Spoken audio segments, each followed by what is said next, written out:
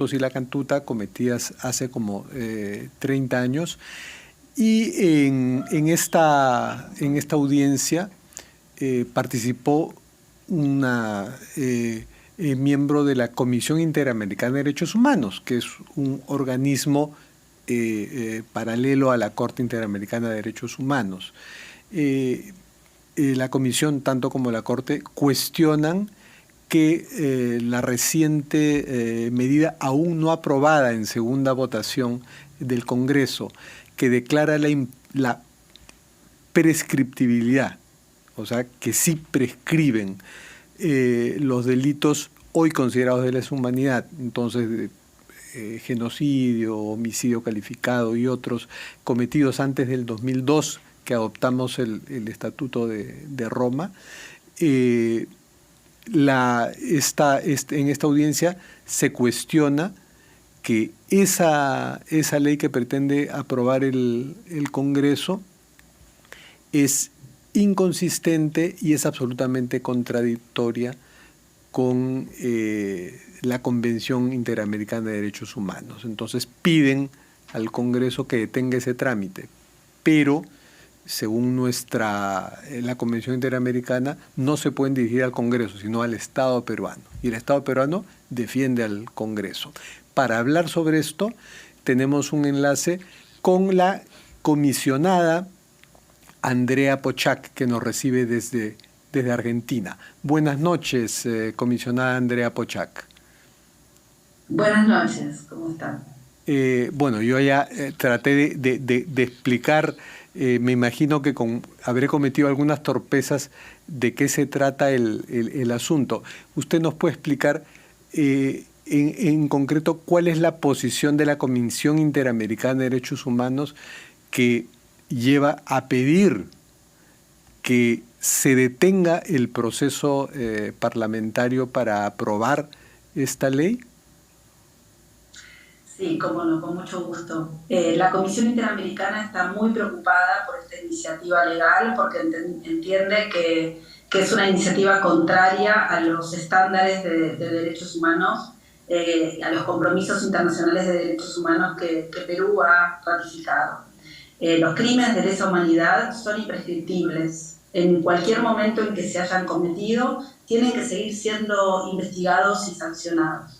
En este caso concreto, además, hay un agravante, que es que la Corte Interamericana de Derechos Humanos específicamente le ha dicho a Perú, en dos sentencias que son vinculantes para Perú, que son obligatorias para Perú, que están prohibidas las disposiciones que establecen la prescripción, la amnistía, la cosa juzgada en casos de crímenes de lesa humanidad. Lo ha dicho en la sentencia de Barrios Altos y lo ha dicho en la sentencia de La Cantuta.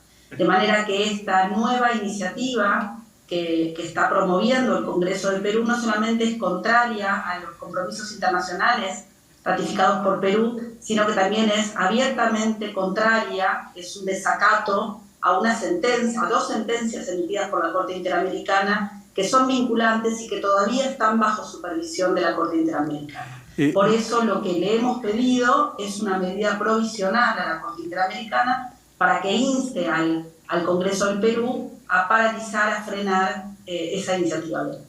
Ahora, los promotores de esta medida, entre los que hay pues varios congresistas, ¿no?, suficientes como para haber votado en primera votación esta ley, es que antes de suscribir el Estatuto de Roma en el 2002, el Perú no tenía ningún compromiso, no había firmado ninguna convención que obligara a establecer una imprescriptibilidad general sin ningún punto de origen sobre los delitos de lesa humanidad. ¿Usted conoce qué convenciones, si no la propia Convención Interamericana, sí obligan al Perú a entender que la imprescriptibilidad es para cualquier momento?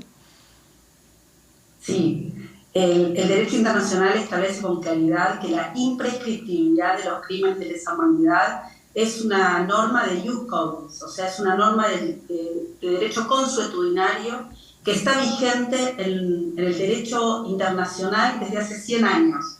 Esta misma discusión que se da en Perú se ha dado en muchos otros países de la región, entre ellos mi país, Argentina, y en todos lados el sistema interamericano, el sistema universal y muchos tribunales de nuestros países, incluyendo tribunales de Perú hace algunos años, han establecido que la imprescriptibilidad de los crímenes de lesa humanidad está vigente en nuestros ordenamientos desde hace más de 100 años, por virtud de la costumbre internacional. O sea, de la costumbre y de la doctrina.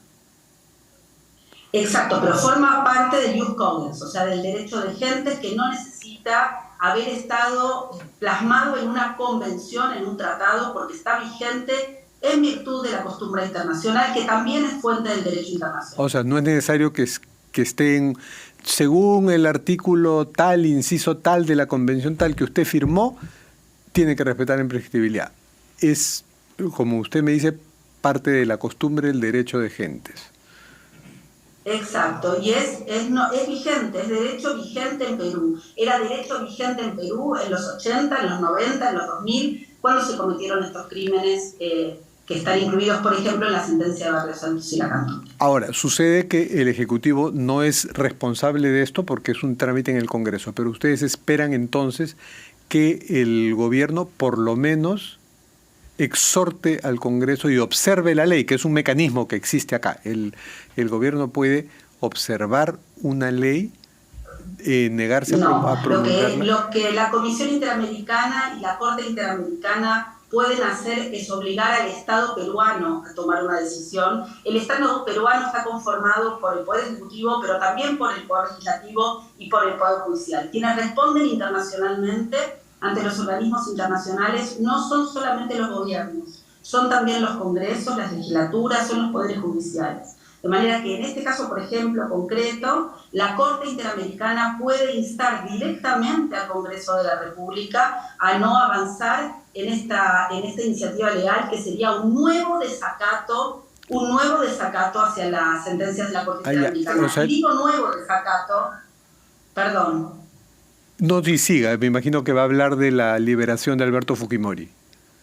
Exacto, digo que sería un nuevo desacato porque la Corte Interamericana ya ha determinado que la liberación de Fujimori, ese indulto supuestamente por razones humanitarias promovido a Fujimori, fue un desacato, un abierto desacato a la sentencia de la Corte Interamericana. De manera que esta iniciativa legal de aprobarse sería un nuevo desacato a la sentencia de la Corte Interamericana que le va a generar a Perú una grave responsabilidad internacional. Porque no es solamente un incumplimiento de compromisos internacionales, sino además un claro desacato a sentencias que son vinculantes. Las sentencias están para ser cumplidas. Claro, y cuando hubo ese desacato, lo que usted llama desacato, en el caso de la liberación de Alberto Fujimori, se comentó por muchos, ¿no? Sí, es un grave desacato, esto no debió suceder, pero ¿qué va a pasar? ¿Qué sanciones podría imponer al Perú el sistema interamericano? Y pues no las hay, o sí las hay. Sí, las hay, por supuesto. Son sanciones de tipo diplomática, de tipo política, de tipo jurídico internacional. Por supuesto, el sistema interamericano, afortunadamente, no tiene fuerzas de seguridad propias, no tiene ninguna de estas cosas que tienen los tribunales locales, ¿no? Pero sí tiene la posibilidad de denunciar esta situación en los informes, en presentar los desacatos a las sentencias ante las asambleas generales, exponer públicamente a los países que vulneran compromisos internacionales. Es parte de las sanciones que el sistema interamericano puede imponer y que no son gratuitas para los estados, ¿no? Que los estados, que los países aparezcan en la lista de los países que vulneran derechos humanos o que vulneran abiertamente compromisos internacionales de derechos humanos, no es gratuito y genera responsabilidades también, consecuencias diplomáticas en las relaciones bilaterales, en las relaciones comerciales entre los países. ¿Puede mencionarnos algún antecedente de un país que haya recibido sanciones? Por supuesto, digamos, cuando todos los países de América son parte del sistema interamericano, ¿no? Forman parte de una comunidad.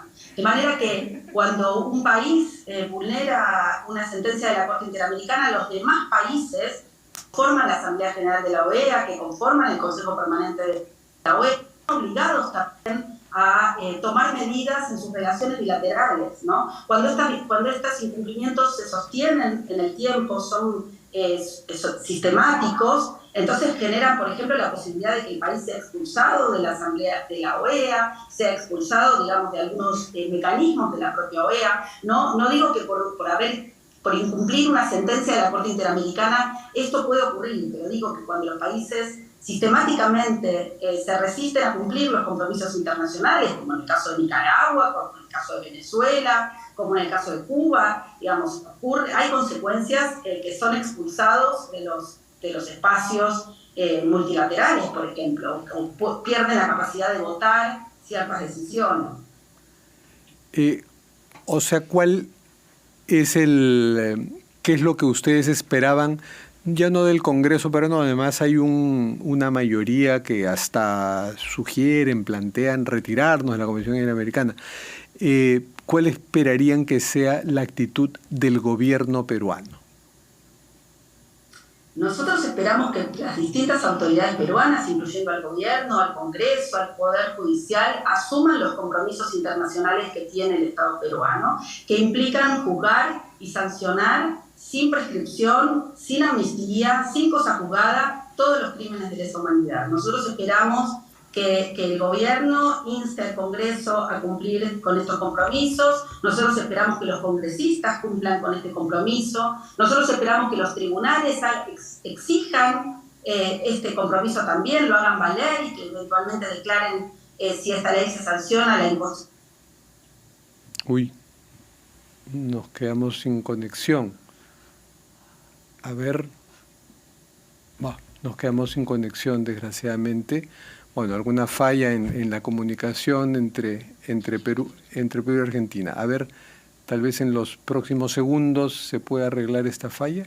Justo quería preguntarle algo a la comisionada Pochac sobre la experiencia argentina, que es muy interesante. Hubo una terrible dictadura militar en la década del 70 que cometió crímenes de lesa humanidad. Comisionada Pochac, a ver si en los próximos segundos logra arreglarse.